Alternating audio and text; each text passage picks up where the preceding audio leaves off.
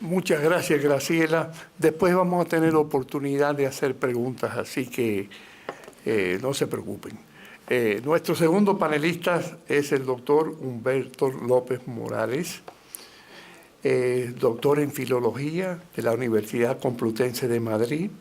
Ha escrito más de 50 libros sobre aspectos lingüísticos del español y la enseñanza del mismo. Es presidente de la Sociedad Lingüística del Caribe Hispánico y de la Asociación Internacional de Historia de la Lengua Española.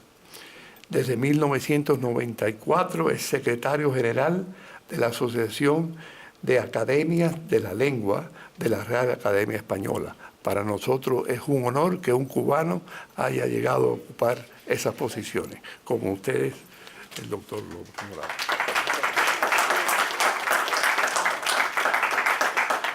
Bueno, estimados amigos, en primer lugar quiero agradecer vivamente, muy vivamente, la oportunidad que me dan de estar en esta mesa junto con nuestros colegas tan extraordinariamente importantes. Esto está abierto, está cerrado. ¿Más a la boca? Bien, ¿ahora sí? Bueno, vamos a ver. Pues decía que para mí es un verdadero honor estar aquí hoy con todos ustedes y además con los colegas de la mesa. De manera que agradezco muy vivamente el hecho de que me hayan invitado a estar aquí con ustedes. Bien, yo voy a ir hacia el futuro y voy a centrarme fundamentalmente en la universidad. ¿Sigue sin oírse bien? No, que yo no vende. Bueno, pero primero quisiera hacerles conocer, en caso de que no lo conozcan todavía, que posiblemente sí, una carta de un joven cubano. Esa carta pasó por toda Europa, por América, por todos sitios y afortunadamente, cosa que no es muy común, llegó a mí, al despacho de la Real Academia Española. Dice, ha llegado a mis manos el texto de una carta a un joven cubano que se va, en la que desde Cuba el politólogo cubano Rafael Hernández, con un tono muy moderado y hasta comprensivo, recuerda a su destinatario las ventajas del gobierno revolucionario que deja atrás, entre ellas la enseñanza, que la señala como principal privilegio de gratitud. Poco después, dicha carta fue respondida por otro cubano, Ivén López Morreal, de 28 años, y desde hacía muy poco radicado en Bulgaria. En ella recuerda al señor Hernández algunos aspectos de la auténtica realidad de la isla. En cuanto a la educación se refiere, dice en esa magnífica carta lo siguiente. En estos 22 años que menciona, he visto degradarse el país por el que tanto lucharon mis padres. Me habla usted de las conquistas sociales de la revolución, de la educación y de la medicina. Voy a hablarle de mi educación.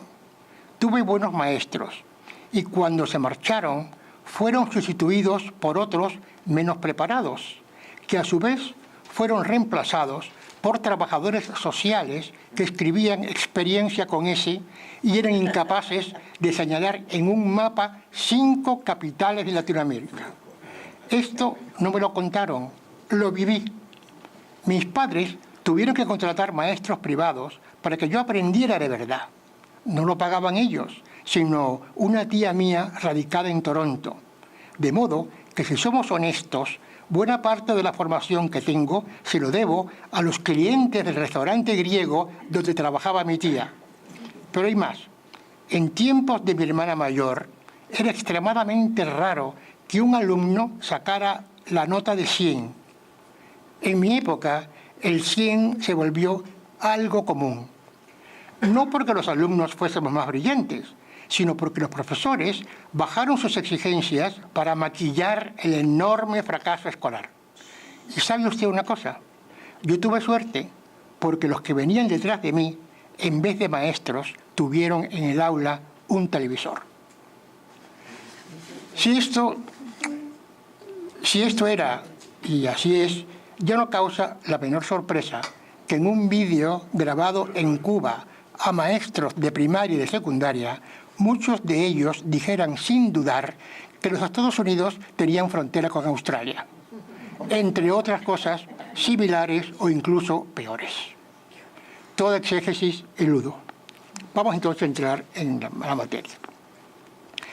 Más tarde o más temprano, la situación de Cuba está destinada a cambiar. Y sin duda llegará el momento en que algunos, esperemos que los más preparados, tendrán que sentarse a pensar en serio en la nueva Cuba. Es cierto que no se parte de la nada, que ya contamos con valiosas monografías y con apuntes serios y rigurosos, pero se trata de trabajos, en su mayoría aislados, que apuntan en direcciones muy diferentes. En la actualidad, al margen de la calidad y de las ofertas, están otras variantes de universidad, que es a donde voy a hacer hincapié fundamentalmente. Por una parte están las estatales y las privadas, y por otra las presenciales, las que operan a distancia, a través de la televisión y de Internet, y por último, las mixtas. Las universidades privadas no son de la incumbencia directa del gobierno de la nación, aunque por su fundación y funcionamiento necesitan de la correspondiente acreditación. Vayamos al grano. La Universidad Cubana presente y futuro. Pensando siempre en las necesidades y en la unidad nacional, se propone que en la nueva Cuba haya 3 grandes universidades estatales. En orden de fundación, la Universidad de La Habana, la Universidad Marta Abreu de Santa Clara, Las Villas, y la Universidad de Oriente, en Santiago de Cuba. Todas ellas serán o serían absolutamente autónomas sin la menor injerencia del gobierno de la nación. Las restantes 11 llamadas universidades que ahora existen deben desaparecer en su momento, no sin antes llevar a cabo un examen muy detenido de todas ellas por detectar a los actuales miembros del claustro que cuenten con excelente formación, titulación de centros universitarios prestigiosos y currículos adecuados. Estos profesionales pasarían a formar parte de las 3 grandes universidades, los 3 grandes centros del país, si así lo desearan. En lo que serían las 3 grandes universidades cubanas, se llevarían también a cabo estas mismas pesquisas, programación académica general, asignaturas y programas, libros de texto y, en caso de haberlos, materiales de consulta, exámenes u otras formas de convalidar el aprendizaje, etc. Sin embargo, el Estado ayudará a los profesores que académicamente lo merezcan, independientemente de sus preferencias políticas, a completar las formaciones inacabadas, si este fuese el caso. De acuerdo a los datos que se obtienen en estas pesquisas, podrían ser parcial o totalmente reestructuradas y, sobre todo, actualizadas. Las revisiones exhaustivas estarían a cargo de varias comisiones internacionales integradas por personal docente y administrativo y representantes del Viceministerio de Educación, otra cosa que se propone. Una de estas universidades contará con instrucción presencial y también con un rico sistema de educación a distancia.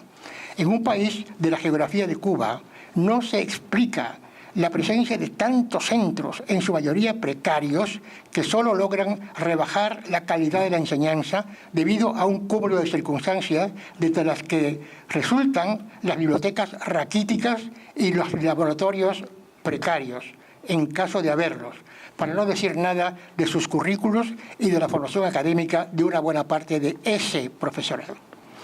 Para garantizar la mejor formación posible de los alumnos que no vivan en las ciudades respectivas, se podría crear, por una parte, en los casos en que la distancia lo permita, un sistema especial de transporte para trasladar a los alumnos de sus lugares de vivienda a los centros universitarios. Cuando la distancia no ayude a utilizar este sistema, los estudiantes se hospedarán en colegios mayores, en residencias universitarias o en dormitorios que se crearían ad hoc en todos los centros universitarios o en sus alrededores. En los casos de imposibilidad de traslado debido al trabajo, impedimentos de salud o de cualquier otra circunstancia, se podrá acudir a los cursos a distancia que solo exigirían algunos contactos presenciales en determinadas ocasiones. Nadie que cumpla con los requisitos establecidos se quedará al margen de la formación universitaria. La finalidad nacional será la de formar hombres y mujeres, cuantos más mejor, que cuenten con una educación de excelencia, rigurosamente al día, con técnicas y saberes que ayuden al desarrollo del país y que colaboren de manera decisiva al bienestar de todos los ciudadanos. La universidad de hoy tiene poco que ver con el pasado, aunque sea un pasado inmediato.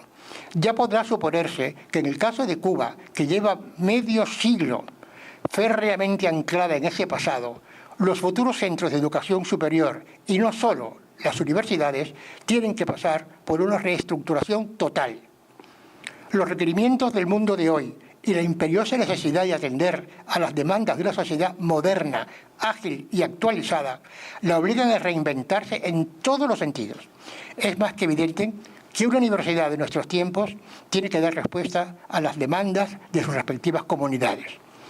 Es cierto que una casa de altos estudios no puede abandonar, tampoco repetir tópicos anquilosados, su atención a la cultura humanística, su estudio y difusión adecuada.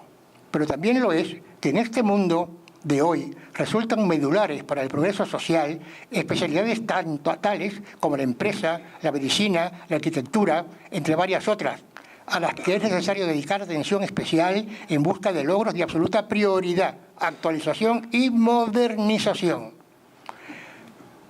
Pero nada de esto será posible si la universidad no forma adecuadamente a los protagonistas de toda esta actividad. Para ello el Estado tiene que primar la creación de empresas, industria, finanzas, agricultura, construcción, transportes, comercio, ensamblajes, servicios, etc. Pero esto se hace imposible si la universidad no forma adecuadamente a los protagonistas de esta actividad.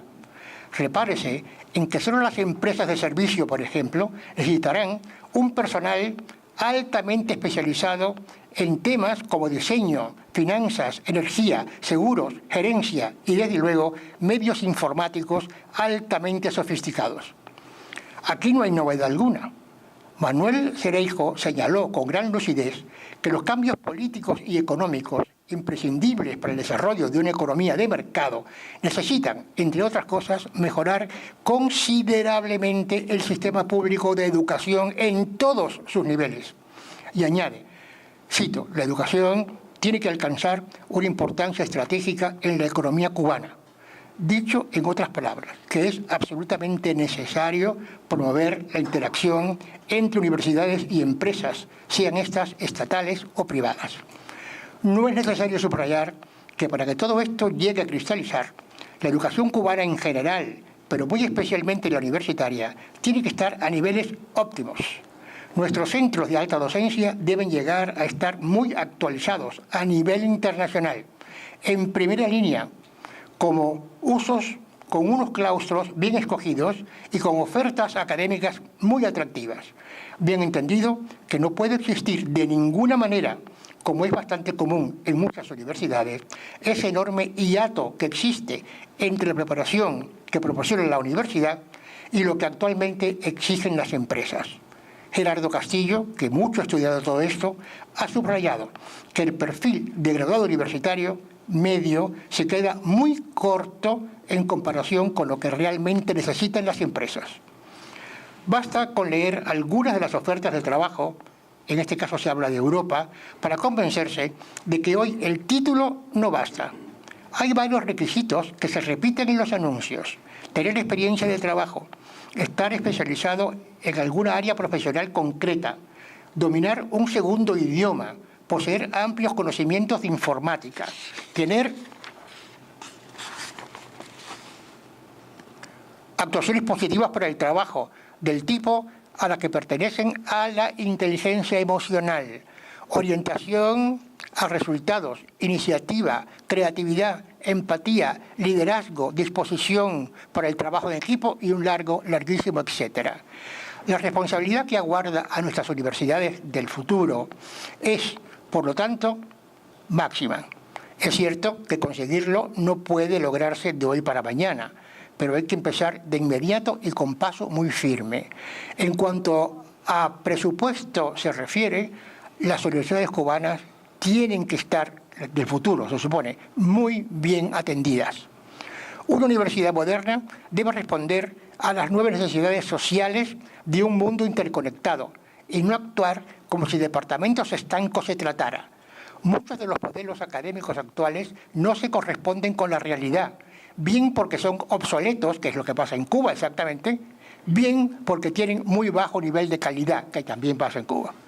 Este peligro de conjunto de factores puede contribuir, y no poco, a la alta tasa de fracaso escolar que experimentan muchos centros educativos de alta docencia, especialmente europeos, es cierto.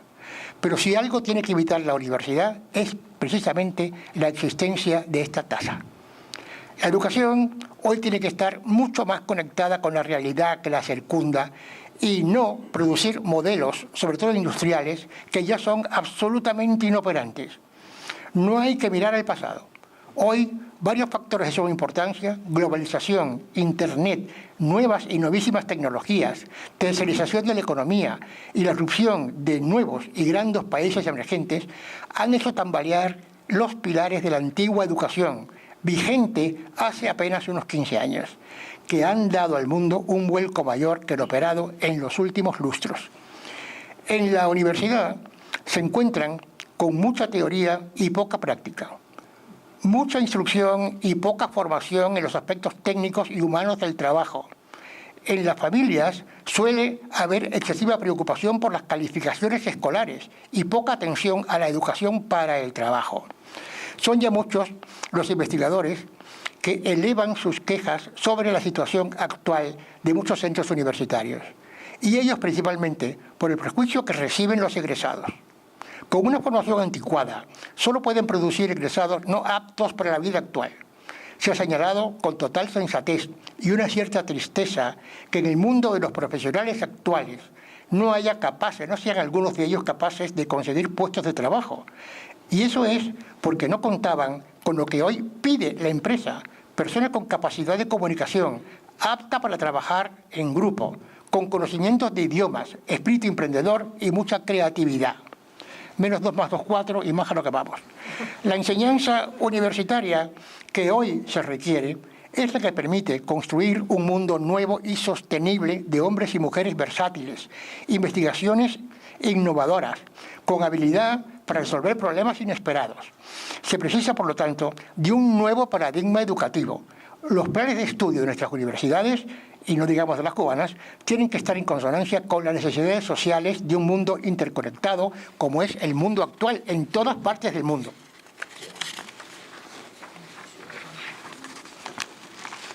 No corren hoy los mejores tiempos del mundo. En Cuba, desde luego, desde hace muchos años que no corren, pues los recursos disponibles tampoco son los de antes.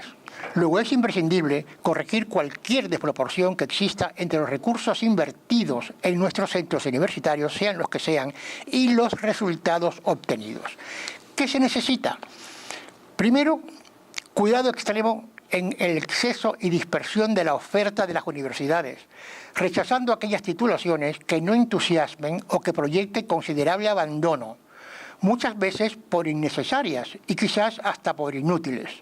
Hay que luchar contra el exceso de ofertas y la innecesaria dispersión que ocasiona. Trabajemos para llegar a disponer de planes de estudio actuales y de un profesorado muy preparado, también actualizado, estimulado y entusiasta. Así, el futuro de la universidad cubana estará, sin duda alguna, asegurado. Mirémonos en el espejo español actual y el exceso de ofertas de centros de estudios superiores. Hay en España 79 universidades con 236 recintos universitarios que ofrecen 2.413 grados, 2.758 másteres y 1.689 doctorados. Pero el 30% de las titulaciones universitarias cuentan con menos de 50 alumnos, que es el mínimo para conseguir la optimización económica de la universidad. A ver de propuesta inicial, susceptible de ser estudiada con cuidado, las universidades cubanas deberían contar con las siguientes facultades: Facultad de Administración de Empresas, Facultad de Arquitectura, Facultad de Ciencias Físicas, Químicas y Matemáticas, Facultad de Ciencias de la Información, Facultad de Ciencias Políticas, Facultad de Ciencias Sociales y Derecho Público, Facultad de Computación Informática, Facultad de Derecho, Facultad de Economía, Facultad de Educación, Facultad de Farmacia, Facultad de Humanidades, Facultad de Ingeniería, Facultad de Medicina, Facultad de Ontología y Facultad de Veterinaria, más las que pudieran fundarse posteriormente de acuerdo a las necesidades del país.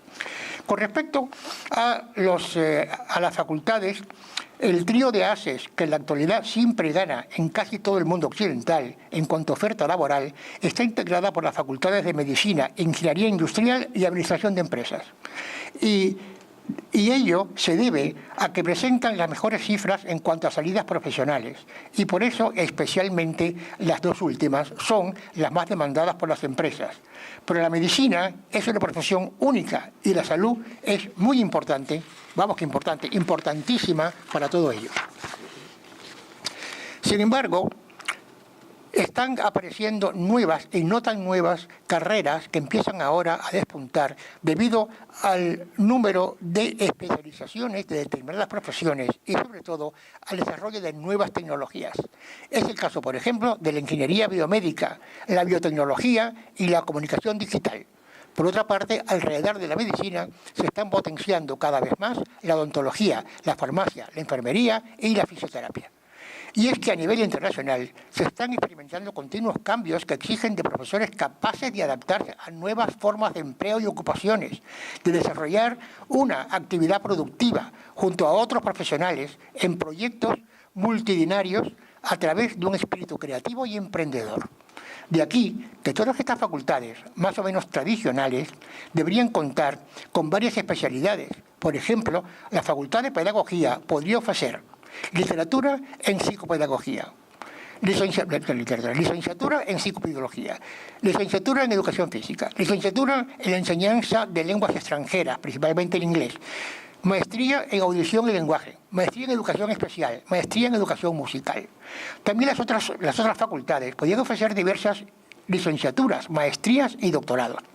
La Facultad de Ingeniería, por ejemplo, podría presentar Ingeniería Industrial, Ingeniería Aeronáutica, Ingeniería Agronómica, Ingeniería de Campos, Canales y Puertos, Ingeniería de Materiales, Ingeniería de Montes, y las de Ciencias Políticas, Antropología Social, Comercio Internacional, Dirección y Gestión de Recursos Humanos, Dirección y Gestión de Proyectos, Control Integrado de Gestión, Marketing, Alimento y Gran Consumo, Dirección de Gestión de Moda y Belleza y unos cuantos más. Sin embargo, se debe insistir en que hay que tener en cuenta no caer en el exceso ni en la dispersión de la oferta, sino racionalizársela con sumo cuidado y teniendo en cuenta diversos factores, entre los que no pueden faltar, como se ha visto, la posible precariedad del número de estudiantes y las consecuencias económicas que tal variabilidad podría llegar a producir. No se angustie que vamos terminando. Los estudios postdoctorales.